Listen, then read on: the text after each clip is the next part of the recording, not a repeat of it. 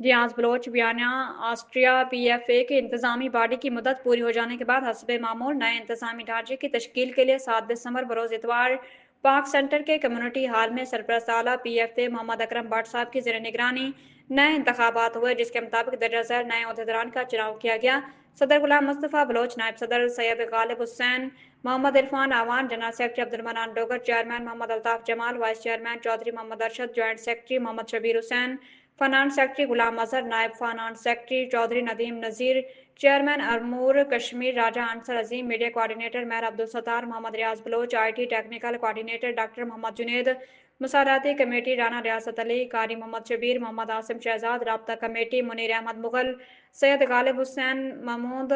Mohammad Mohsin Baloch, students coordinator doctor Rana Mohammad Atif,